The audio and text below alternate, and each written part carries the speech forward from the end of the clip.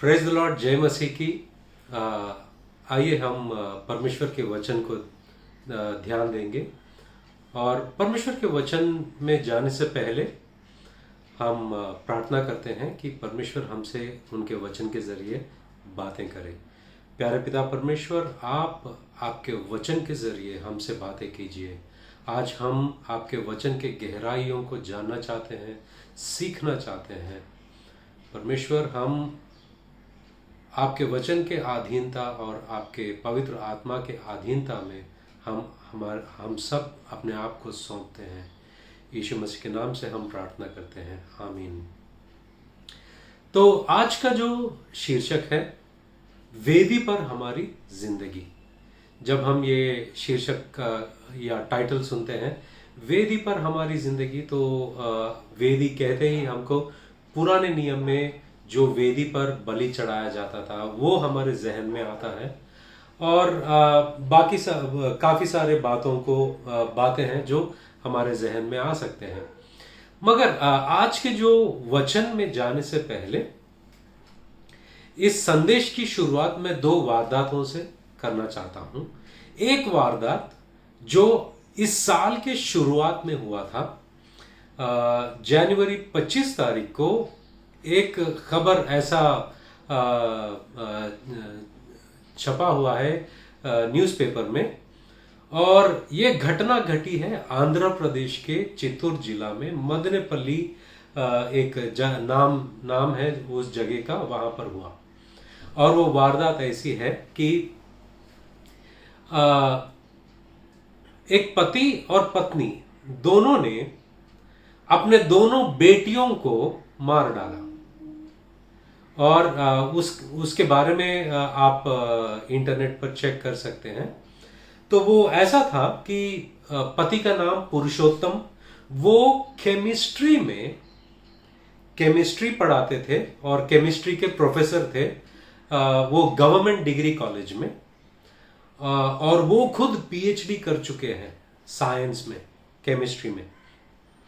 और उनकी जो पत्नी जो है वो पोस्ट ग्रेजुएशन मैथमेटिक्स स्पेशलाइजेशन में उन्होंने गोल्ड मेडल हासिल किया है। और वो आईआईटी में जो लोग जाना चाहते हैं उनको ट्रेन करने के लिए एक कोचिंग सेंटर उन्होंने खोला है, और उसमें उन लोगों को मदद करते हैं। दोनों हाईली क्वालिफाइड हैं। उनके दो बेटियां हैं। एक का नाम है अलेख्या, उनका 27 ईयर्स, और दूसरे का नाम साई दिव्या जो 22 साल की थी। दोनों लड़कियां। एक लड़की जो है वो Indian institute of forest management Bhopal में उन्होंने ये डिग्री हासिल किया, एमबीए किया। दूसरी जो छोटी लड़की है उन्होंने बीबीए किया। ये फैमिली बैकग्राउंड है।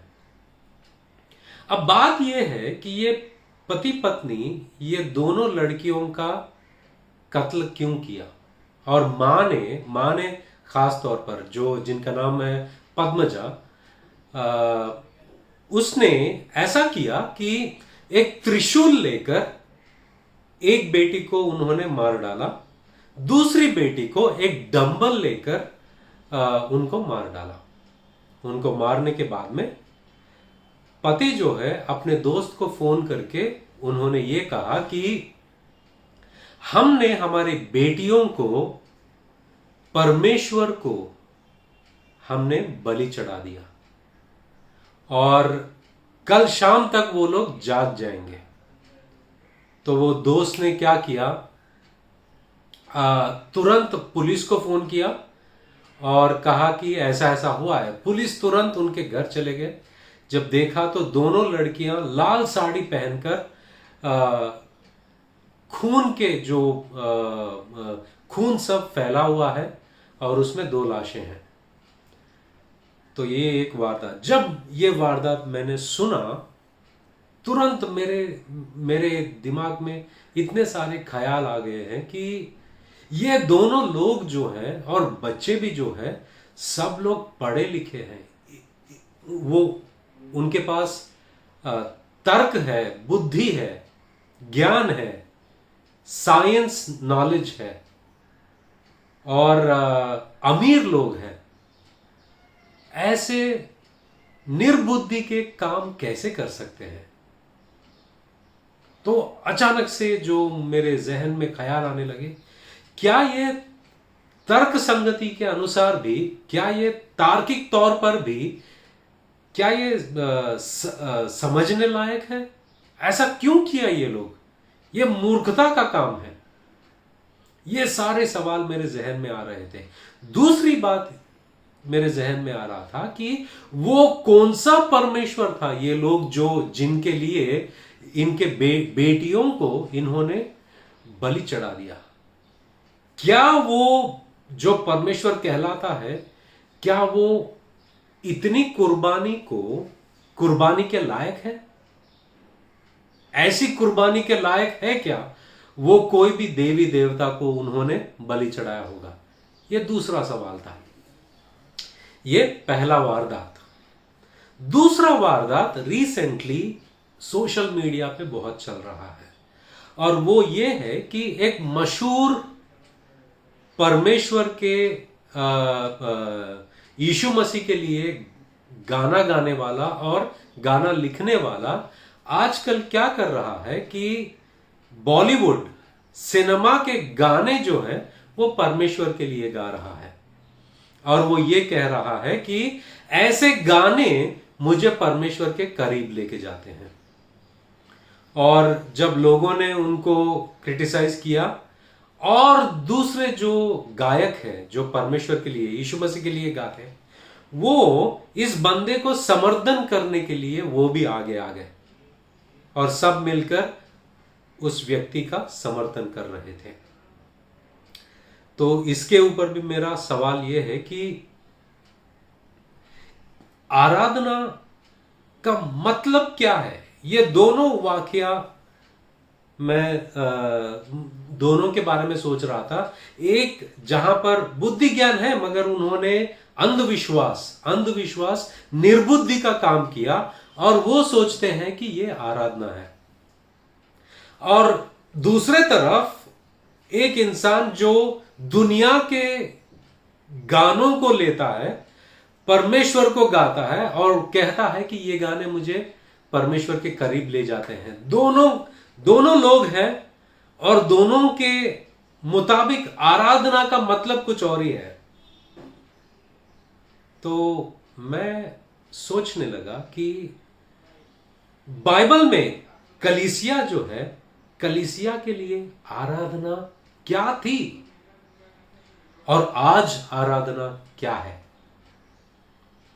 कलीसिया में उस जमाने में मुझे नहीं लगता कि उनके पास इतनी फुर्सत थी कि म्यूजिक बजाकर गाना गाए और लोगों को इकट्ठा करके कॉन्सर्ट करे, म्यूजिकल कॉन्सर्ट करे। इतनी फुर्सत उनके पास तो थी नहीं, इतने म्यूजिक इंस्ट्रूमेंट्स उनके पास तो थे नहीं, और लाइट बल्ब और डिस्को लाइटिंग उस वक्त तो था नहीं।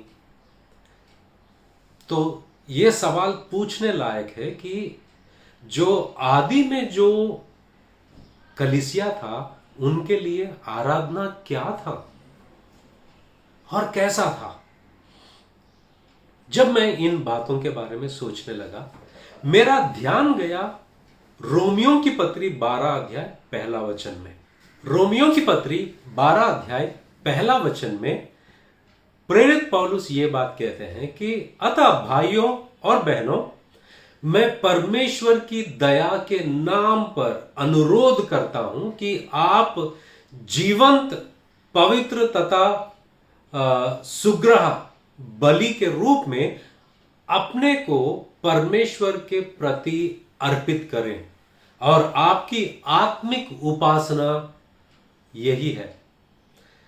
दूसरा ट्रांसलेशन है, बाइबल सोसाइटी ऑफ इंडिया का ही री एडिटेड वर्जन है। वो ट्रांसलेशन ये कहता है कि इसलिए हे भाइयों, मैं तुमसे परमेश्वर की दया स्मरण दिलाकर विनती करता हूं कि अपने शरीरों को जीवित और पवित्र और परमेश्वर को भावता हुआ बलिदान करके चढ़ाओ, यही तुम्हारी आत्मिक सेवा है। लास्ट में और एक ट्रांसलेशन मैं बताना चाहूंगा, ये सरल हिंदी बाइबल से है। सरल हिंदी बाइबल ये कहता है कि प्रियजन, परमेश्वर की बड़ी दया के प्रकाश में तुम सबसे मेरी विनती है कि तुम अपने शरीर को परमेश्वर के लिए, परमेश्वर को भावने वाला जीवन तथा पवित्र बलि के रूप में भेंट करो। यही तुम्हारी आत्मिक आराधना की विधि है। मतलब यहां पर यह कहता है, वचन ये कहता है कि आत्मिक आराधना किस तरह किया जाता है, उसकी विधि ऐसी है कि तुम अपने आप को, अपने शरीर को परमेश्वर के लिए, परमेश्वर को भावने वाला जीवन तथा पवित्र बलि के रूप में भेंट करो, बलि चढ़ाओ। अपने शरीरों को जीवित और पवित्र और परमेश्वर को भावता हुआ बलिदान करके चढ़ाओ। अपने शरीरों को जीवित और पवित्र और परमेश्वर को भावता हुआ बलिदान करके चढ़ाओ। यही सारे ट्रांसलेशन में बताया गया। हमारे शरीर को जीवित, पवित्र और परमेश्वर को भावता हुआ एक भेंट के नाई बलिदान चढ़ाना, ये परमेश्वर को भावता हुआ, और यही विधि है हमारी आत्मिक सेवा का और आराधना का। जब मैं ये वचन को यूनानी भाषा में देखता हूं, ग्रीक भाषा में जब देखता हूं, तो ये जो हिंदी में हमको नजर आता है, हिंदी में जो हम दो बातों को पढ़ते हैं, आत्मिक आराधना, आत्मिक सेवा। आत्मिक सेवा जो शब्द हम ये वचन में देखते हैं, यूनानी भाषा में आत्मिक सेवा, इन दोनों को दर्शाने के लिए जो शब्द का इस्तेमाल किया गया है वो है लॉजिकेन। लॉजिकेन शब्द को आत्मिक शब्द से उसका ट्रांसलेशन या तर्जुमा किया गया है, और लैट्रियन जो शब्द है उसको सेवा शब्द से ट्रांसलेशन या भाषांतर किया गया है। तो जब हम देखते हैं लॉजिकेन, लॉजिकेन जो है लॉजिकोस शब्द से आता है। ये जो लॉजिकेन जो शब्द है कहीं पर भी आपको नजर नहीं आएगा बाइबल में, कहीं और जगह पर नजर नहीं आएगा। एक जगह पर जरूर नजर आता है, वो पहला पतरस 2 अध्याय 2 वचन, वहां पर आत्मिक दूध के बारे में बात किया गया है। परमेश्वर का वचन को आत्मिक दूध से तुलनात्मक रीति से बात किया गया है। वहां पर जो शब्द का इस्तेमाल किया गया है वो लॉजिकोन है, मगर यहां पर जो है लॉजिकेन, ये जो वेरिएंट है, ये शब्द जो है बाइबल में सेप्टुअजिंट वर्जन में कहीं और भी इस्तेमाल नहीं किया गया है। तो इसका लेक्सिकल डेफिनेशन, मतलब डिक्शनरी के हिसाब से अगर हम वचन को देखेंगे, लॉजिकेन जो शब्द है वो आता है लॉजिक से। इसलिए अंग्रेजी बाइबल में रीजनेबल का शब्द इस्तेमाल किया जाता है, लॉजिकल का शब्द इस्तेमाल किया जाता है। तो पौलुस इन शब्दों के बारे में जानना क्यों जरूरी है? क्योंकि ये हमको वचन की गहराई तक पहुंचने में मदद करता है। तो ये शब्द जो है लॉजिकेन, पहला ये शब्द के बारे में हम लोग जानेंगे। ये शब्द पौलुस के जमाने में लोग किस तरह इस्तेमाल करते थे और कैसे इस्तेमाल हुआ करता था, इसके बारे में मैं थोड़ा सा आपको बताऊंगा। फिर लैट्रियन जो शब्द है, लैट्रियन शब्द को उस जमाने में किस तरह इस्तेमाल किया जाता था उसके बारे में भी बताता हूं। फिर हम वचन में आगे जाएंगे। ये दो शब्दों को समझने से हमारी सोच और परमेश्वर का वचन की गहराई ग्रहण करने में और मदद मिलेगी। तो पहला जो है वो लॉजिकेन जो शब्द है, पौलुस के जमाने में इस तरह इस्तेमाल किया जाता था कि यूनानी जो फिलोसोफर्स होते थे, ग्रीक फिलोसोफर्स जो होते थे, वो लोग उनके लिए आराधना जो है वो तार्किक होना जरूरी था, और तार्किक तौर पर जो आराधना की जाती थी वही सच्ची आराधना समझते थे। उदाहरण के तौर पर एक जगह कुछ लोग थे, ग्रीक फिलोसोफर्स, उन लोगों का मानना यह था कि परमेश्वर और इंसानों में सामान्य जो है वो तर्क है। परमेश्वर और मनुष्यों में एक बात सामान्य है और वो है तर्क। मतलब जो परमेश्वर जो है वो तार्किक है, वो सोचते हैं, वो बुद्धिमान है, वो महान है, और वही गुण और लक्षण इंसानों में भी है। तो इसीलिए हमारी आराधना जो है वो तार्किक होना जरूरी है, ऐसा कुछ ग्रीक लोग सोचते थे। दूसरे जो है ग्रीक फिलोसोफर्स में ही एक श्रेणी ऐसा था जिनको स्टोइक फिलोसोफर्स कहते थे। स्टोइक फिलोसोफर्स में उन लोग लॉजिकोस को ज्यादा महत्वपूर्णता देते थे। लॉजिकेन, उनका मानना यह था कि ग्रीक लोगों में, यूनानी लोगों में बहुत सारे अंधविश्वास फैले हुए थे।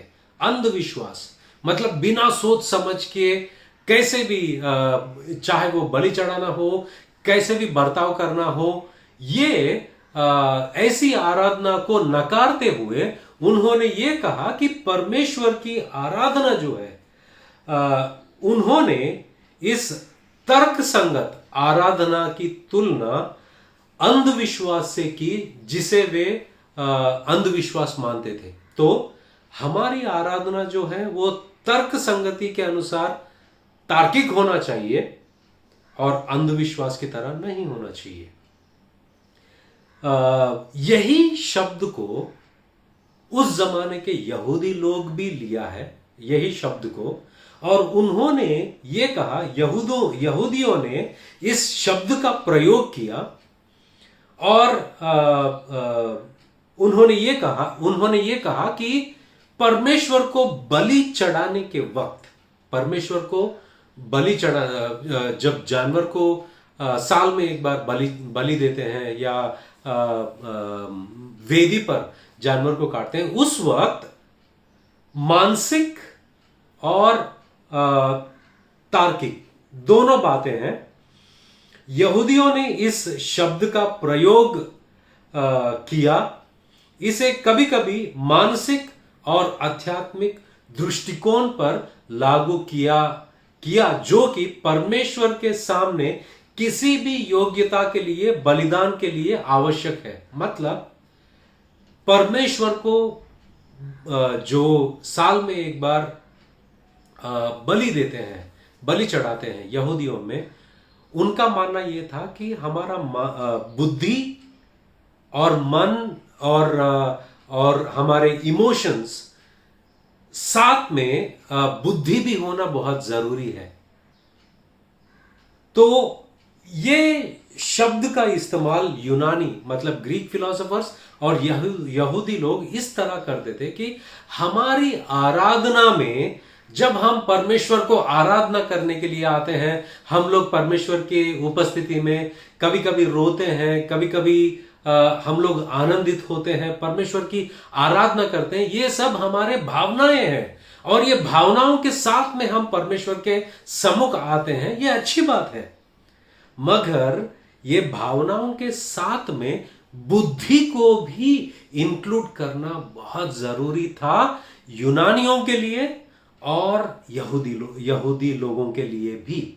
जब हम रोमा की पत्री 12 अध्याय 1 वचन में जब हम पढ़ते हैं ये बात को, जब पौलुस कहते हैं कि इसलिए हे भाइयों, मैं तुमसे परमेश्वर की दया स्मरण दिलाकर विनती करता हूं कि अपने शरीरों को जीवित और पवित्र और परमेश्वर को भावता हुआ बलिदान करके चढ़ाओ, यह तुम्हारी बुद्धि तार्किक तौर पर सही तरीके की आराधना है, सेवा है।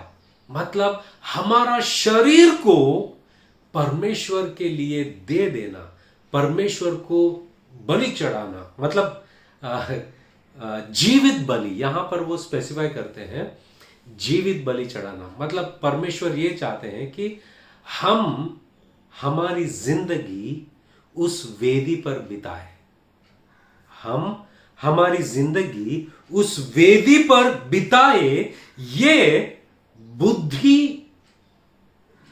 बुद्धिमान की आराधना है, बुद्धि तर्क से भरी हुई आराधना है, logical worship, reasonable worship, reasonable service. ये अंधविश्वास नहीं, या तो भावनाओं से भरी हुई किसी भी तरह का आराधना नहीं, मगर आराधना जो बुद्धि, तर्क और भावनाओं को सही जगह पर रखते हुए अपने आप को एक जीवित बलिदान चढ़ाना, ये परमेश्वर के अनुसार परमेश्वर को भावता हुआ बलिदान है, आराधना है, सेवा है। ये सच्ची आराधना है। और आगे जाके हम लोग देखते हैं इससे हम क्या सीख सकते हैं। पहली बात, एक आराधना जिसमें बुद्धि और आत्मा दोनों भी शामिल है, बुद्धि और आत्मा दोनों भी शामिल है। एक आराधना जो परमेश्वर को वह प्रदान करके सम्मान देती है जो वह वास्तव में चाहता है। मतलब जो परमेश्वर चाहता है वो बुद्धिपूर्वक हम वो परमेश्वर को देते हैं, ये आराधना है। तीसरा जो है, एक आराधना जो मन में, मतलब समझ में सही लगता है, मतलब it makes sense to us to present ourselves to God. चौथा जो मुद्दा है, एक आराधना जो उनके लिए, मतलब जो मसीह लोगों के लिए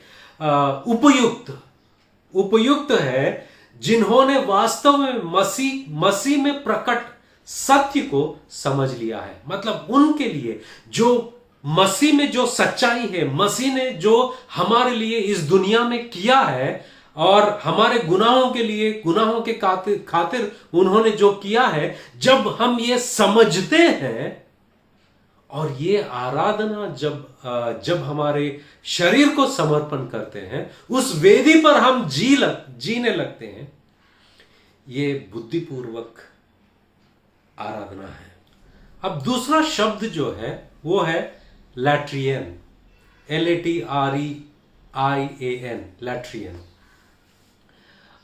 ये जो शब्द जो है उस जमाने में, पौलुस के जमाने में मजदूरी को लेकर यह शब्द का इस्तेमाल किया जाता था। उस वक्त पता नहीं आप में से कितने लोग गांव से हैं। जब मैं गांव में बड़ा हुआ तो सुबह 7 बजे एक जगह होता था, वहां पर जो कोई काम करने के लिए तैयार है, मजदूरी करने के लिए तैयार है, वो अपना टिफिन लेकर वहां पर पहुंच जाता था। तो लोग उनको हायर करते थे, मतलब उनको बुलाते थे कि हमारे घर में फलाना काम है, आपको मजदूरी करना है वहां पर। तो ये जो शब्द जो है लैट्रियन, इसका अर्थ ये है, ये शब्द तब इस्तेमाल किया जाता था कि मैं सेवा करने के लिए तैयार हूं, उसके प्रति जो आप मुझे ये सेवा के बदले में देंगे। I am willing to work for a pay. आगे जाकर ये शब्द का इस्तेमाल इस तरह हुआ करता था कि मैं सेवा करने के लिए तैयार हूं, मैं काम करने के लिए तैयार हूं।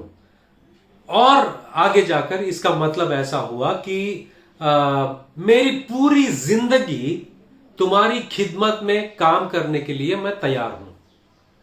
और उसके बाद में तब तक भी ये शब्द जो है रिलीजियस पर्पस में इस्तेमाल नहीं किया गया, मतलब धार्मिक चीजों में ये बात का इस्तेमाल नहीं हुआ तब तक। आगे जाते जाते धीरे धीरे वहां के मंदिरों में या वहां के जो जगहों पर ये शब्द का इस्तेमाल होने लगा कि एक इंसान अपने आप को इस काम के लिए सौंप दिया है। ये बैकग्राउंड से जब हम सोचते हैं कि जब बाइबल में इस शब्द का इस्तेमाल किया जाता है, एक इंसान जो मजदूरी करने के लिए, काम करने के लिए अपने आप को अर्पण कर देता है, उनकी सेवा करने के लिए पूरी जिंदगी। ये दो बातें, एक बुद्धि तर्क और एक जो है सेवा, जो उसकी काम करते हुए सेवा कर रहा है और वही उसकी आराधना भी बन गई है। ये दो बातों को ध्यान में रखना। अब तक हम सिर्फ एक ही वचन में है, ये पूरा मैसेज भी एक ही वचन पर है, रोमियो की पत्री 12 अध्याय पहला वचन। अब हम देखते हैं कि ये जो वचन जब हम पढ़ते हैं, वो वचन में पौलुस जब कहते हैं कि इसलिए भाइयों मैं तुमसे परमेश्वर की दया स्मरण दिलाकर विनती करता हूं कि अपने शरीरों को जीवित और पवित्र और परमेश्वर को भावता हुआ बलिदान करके चढ़ाओ। यह तुम्हारी आत्मिक सेवा है, यह तुम्हारी आत्मिक आराधना की विधि है। जब पौलुस ये बातों को कहते हैं, ये बलि किस तरह होनी चाहिए, वो 3 शब्दों का इस्तेमाल करते हैं। वो पहला जो इस्तेमाल करते हैं, ये बलि जो है जीवित होना है। हम जीविते मतलब जीवित और पवित्र और परमेश्वर को भावता हुआ बलिदान करके चढ़ाओ। पहला जो बात है और बहुत ही कठिन है, और वो है जीवित बलिदान चढ़ाना। जीवित बलिदान चढ़ाना, क्योंकि हम खुद अपने आप को वेदी पर लेके जाते हैं, तब भी वो हम जिंदा होते हैं। वेदी पर चढ़ाने के बाद भी हमको जिंदा ही रहना है। मगर यहां पर कुछ बातों को मैं बताना चाहता हूं। पहली बात, पौलुस ये बात क्यों कह रहे हैं और कैसे कह रहे हैं? पौलुस ये कहते हैं कि मैं परमेश्वर के अनुग्रह को याद दिलाते हुए, स्मरण दिलाते हुए ये बात तुमसे, ये विनती, ये अनुरोध तुमसे कर रहा हूं कि अपने आप को जीवित बलिदान चढ़ाओ। तो परमेश्वर का स्मरण, परमेश्वर का अनुग्रह का स्मरण दिलाते हुए पौलुस क्या कहते हैं कि परमेश्वर की दया, परमेश्वर की दया स्मरण दिलाकर, परमेश्वर की दया स्मरण दिलाकर मैं आपसे विनती करता हूं। परमेश्वर की दया क्या है? परमेश्वर की दया स्मरण दिलाना कैसा स्मरण दिलाया उन्होंने? रोमियो की पत्री 1 अध्याय से लेकर 11 अध्याय तक, उन पूरे एक एक अध्याय में परमेश्वर का अनुग्रह, परमेश्वर का दया जो है, किस रीति से हमारे जिंदगी में परमेश्वर ने दिखाया, उसके बारे में सब समझाया पौलुस ने। 1 अध्याय से लेकर 11 अध्याय तक उन्होंने समझाया। अब 12 अध्याय के शुरुआत से लेकर उसके प्रति हमको क्या करना है, इसके बारे में पौलुस बताते हैं। परमेश्वर ने तो अपनी दया को दिखाया और उन्होंने क्या क्या किया। अगर हम पहला अध्याय से देखते हैं, पहला अध्याय, दूसरा अध्याय, तीसरा अध्याय में पौलुस ये बताते हैं कि अन्य जाति के लोग जिनके पास कोई धर्मशास्त्र नहीं है, परमेश्वर ने अपने आप को बयान किया है। परमेश्वर ने अपने आप को बयान करने के बावजूद भी उन्होंने परमेश्वर को नमस्कार नहीं किया, परमेश्वर की आराधना नहीं की, और उन्होंने परमेश्वर को छोड़कर, सृष्टिकर्ता को छोड़कर सृष्टि की आराधना की, और ऐसे वो लोग गुनहगार बन गए। आगे जाकर पौलुस कहते हैं कि यहूदी लोग जिनके पास धर्मशास्त्र है, वो भी बाहरी रूप से वो अपने आप को यहूदी बताते हैं, मगर अंदर वो परमेश्वर के काफी दूर है। और या अगर आप अन्य जाति के लोग हो या यहूदी लोग हो, कोई फर्क नहीं, तुम सब लोगों ने पाप किया है। चौथा अध्याय में पौलुस बताते हैं कि अब्राहम जो है, परमेश्वर पर विश्वास करके उनको परमेश्वर ने धार्मिक ठहराया। पांचवा अध्याय में पौलुस बताते हैं कि हम सब परमेश्वर के क्रोध के लायक थे, परमेश्वर के दुश्मन थे, भक्तिहीन थे, निर्भक्ति, हमारे जिंदगी में कोई भक्ति नाम की चीज नहीं थी, परमेश्वर के क्रोध के लायक थे। मगर यीशु मसीह के जरिए हम उस क्रोध से बच गए।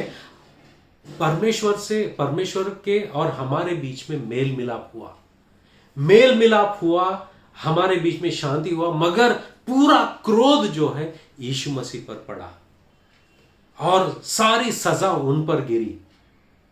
और आगे जाके पौलुस ये भी कहते हैं कि आने वाली महिमा में हम रहेंगे यीशु मसीह के जरिए।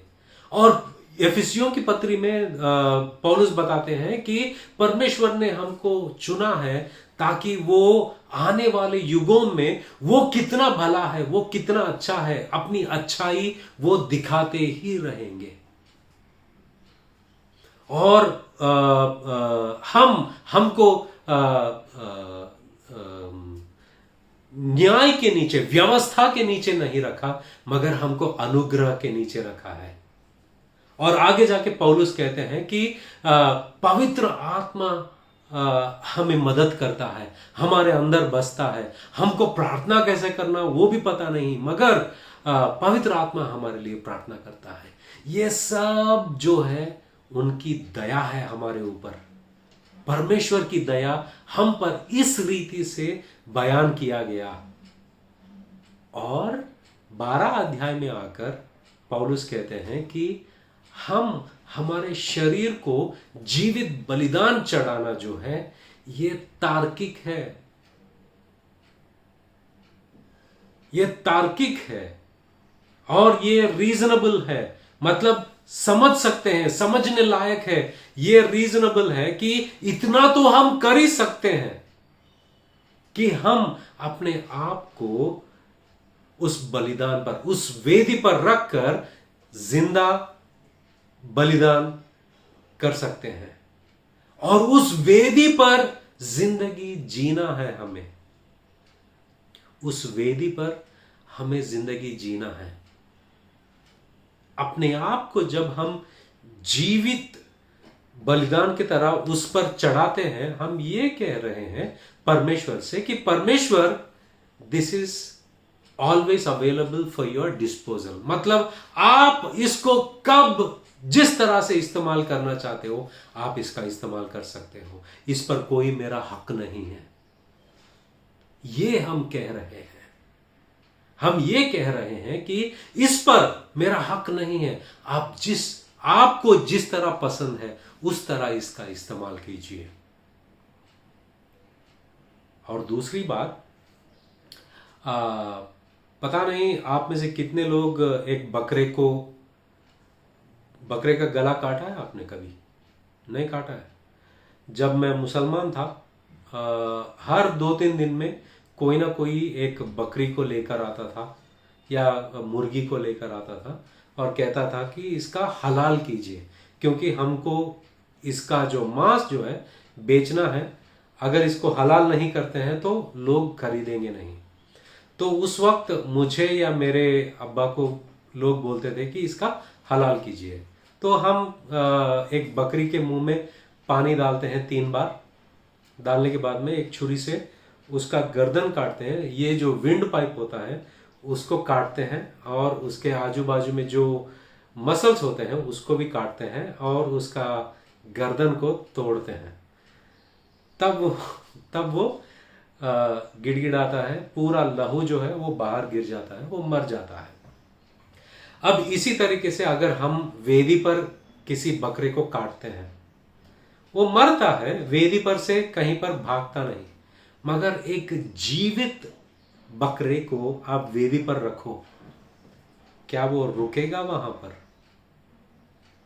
वो वहां रुकेगा नहीं। क्यों रुकेगा नहीं?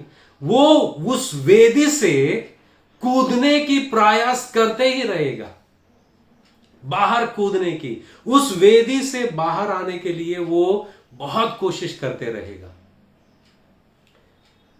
उस वेदी पर की जिंदगी कैसी होती है उसके बारे में मैं बताना चाहूंगा आपको।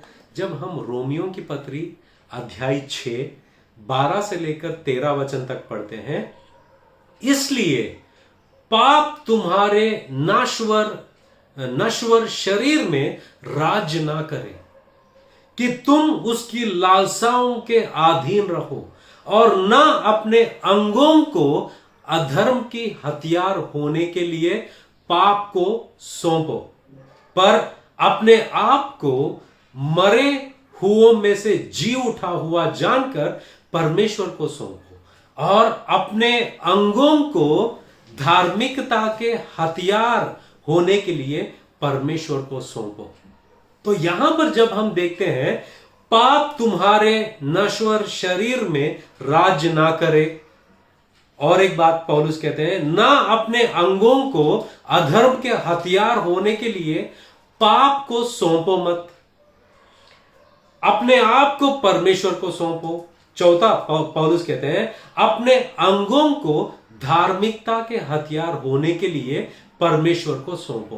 पर पौलुस क्या कहते हैं कि तुम्हारा शरीर को उस वेदी पर ऐसा रखो, उस वेदी पर से बहुत बार वो कूदने के लिए, बाहर कूद के भागने के लिए वो बहुत कोशिश करते रहेगा, मगर तुम्हारे अंगों को पाप के ओर सौंपो मत, मगर धार्मिकता के ओर सौंपो। मतलब पौलुस का मतलब क्या है यहां पर कि काफी लोग अपने जहन में एक ही सोचते हैं कि मुझे पाप नहीं करना है, पाप नहीं करना है, पाप नहीं करना है, ये नहीं करना है, वो नहीं करना है, इसी में अपना वक्त बिता देते हैं। मगर ये एक लीगलिज्म हो गया है। यहां पर पौलुस क्या कर रहे हैं, ठीक है तुम ये मत कर, ये नहीं करने के लिए तुम अपने आप को रोक रहे हो, मगर उल्टा क्या कर रहे हो ज्यादा? क्या तुम परमेश्वर की ओर अपने लालसाओं को बढ़ा रहे हो? क्या अपने आंखों को परमेश्वर की सुंदरता को देखने के लिए व्यस्त रख रहे हो? क्या अपने कानों को परमेश्वर की वाणी सुनने के लिए व्यस्त रख रहे हो?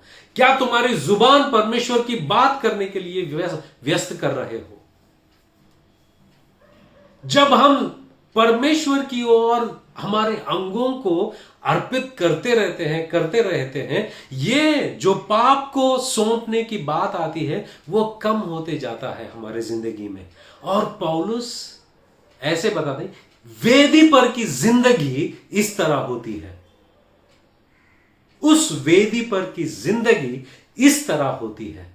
आगे पौलुस कहते हैं रोमियो की पत्री 8वां अध्याय 12 से 13 वचन में लिखा है कि इसलिए प्रियजन हम पापी स्वभाव के कर्जदार नहीं कि हम उसके अनुसार व्यवहार करें, क्योंकि यदि तुम पापी स्वभाव के अनुसार व्यवहार कर रहे हो तो तुम मृत्यु की ओर हो, किंतु ध्यान से सुनिए, यदि तुम पवित्र आत्मा के द्वारा पाप के स्वभाव के कामों को मारोगे तो तुम जीवित रहोगे। ध्यान देना ये शब्द, ये वचन को, यदि तुम पवित्र आत्मा के द्वारा पाप के स्वभाव के कामों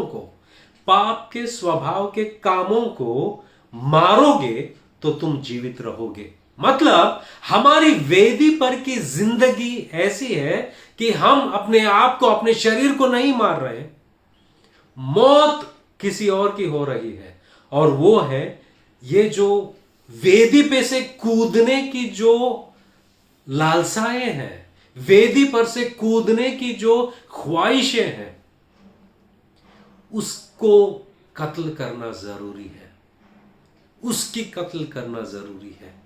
और पौलुस कहते हैं कि पवित्र आत्मा के द्वारा पाप के स्वभाव के कामों को मारोगे तो तुम जीवित रहोगे। तुम उस वेदी पर बलि के नाई चढ़ाए गए हो, तुम जीवित हो, मगर मौत उसकी होती है, वो लालसाओं की, वो कामों की, पाप के स्वभाव के कामों की मृत्यु। ये हमारी जिंदगी है उस वेदी पर, और इस तरह होती है वो जिंदगी।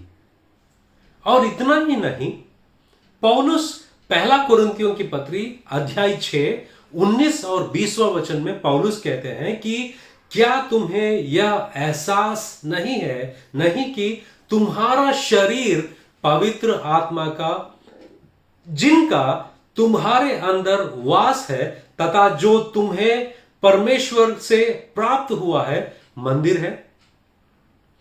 पौलुस यहां पर कह रहे हैं कि तुम उस वेदी पर बलिदान ही नहीं, तुम खुद मंदिर भी हो।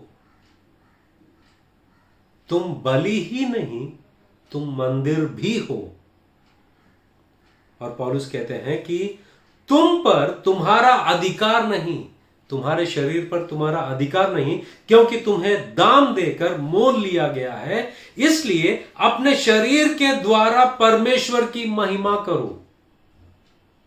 अपने शरीर के द्वारा परमेश्वर की महिमा करो। हमारी जिंदगी वेदी पर रखकर हमारे शरीर के जरिए परमेश्वर की महिमा करना, यही असली आराधना है। और हमारा ये काम करना, ये बुद्धि, तर्क और एक ज्ञानपूर्वक की काम है, अंधविश्वास नहीं। अंधविश्वास नहीं, सिर्फ भावनाओं से आगे चल गई काम नहीं, मगर इस बलिदान में बुद्धि और भावनाएं, ये दोनों भी है। और इस तरह की आराधना ही सच्ची आराधना है। लोग सोचते हैं गाना गाकर मैं आराधना करूंगा, म्यूजिक बजाकर मैं आराधना करूंगा, मगर ये आराधना जो कलीसिया के लिए जो आराधना है, ये जो पौलुस बताते हैं, ये आराधना सब गाना गाना, म्यूजिक बजाना, सब चीजों से भी बढ़कर है। ये उत्तम रीति वाली आराधना है, सेवा है। और हम बलि ही नहीं, हम मंदिर भी हैं। और एक वचन मैं बताना चाहूंगा, और हमारे शरीर पवित्र आत्मा का मंदिर है, तुम पर तुम्हारा अधिकार नहीं। यहां पर एक बात है कि समझो तुमने एक चीज जो है परमेश्वर को अर्पण में दे दिया है, बार बार तुम हाथ लगाकर ले रहे हो, मगर बोल रहे हो कि यह तुम्हारा है। क्या वो परमेश्वर का हो गया? नहीं, तुमने पूरी रीति से दिया नहीं, क्योंकि तुम हर बार ले रहे हो, छीन रहे हो उस वेदी पर से। हमारी जिंदगी भी ऐसे ही है, काफी बार ऐसा नहीं होना चाहिए। हम बलि ही नहीं, हम मंदिर भी हैं। एक और बात है, हम मंदिर भी नहीं, हम मंदिर ही नहीं, हम मंदिर के पत्थर भी हैं। पहला पतरस 2 अध्याय 4 और 5वां वचन में लिखा है कि उसके पास आकर, जिसे मनुष्यों ने तो निकम्मा ठहराया, परंतु परमेश्वर के निकट चुना हुआ और बहुमूल्य जीवित पत्थर है, जो यीशु मसीह के बारे में बताया गया है। तुम भी आप जीविते पत्थरों के समान आत्मिक घर बनते जाते हो। हम बलि ही नहीं, हम मंदिर भी हैं। हम मंदिर ही नहीं, हम जो मंदिर पत्थरों से बनाया जाता है, उसमें हम जीवित पत्थर भी हैं। और पौलुस प्रेरित पतरस आगे कहते हैं, जीविते पत्थर के समान आत्मिक घर बनते जाते हो, जिससे याजकों का पवित्र समाज बनकर, हम बलि ही नहीं, हम मंदिर भी हैं। हम मंदिर ही नहीं, हम पत्थर भी हैं, जिससे मंदिर बनता है, जीविते पत्थर हैं। हम पत्थर ही नहीं, हम याजक भी हैं। और याजक होकर क्या कर रहे हैं हम? पतरस कहते हैं याजकों का पवित्र समाज बनकर ऐसे आत्मिक बलिदान चढ़ाओ जो यीशु मसीह के द्वारा परमेश्वर को ग्रहा है, भावता है।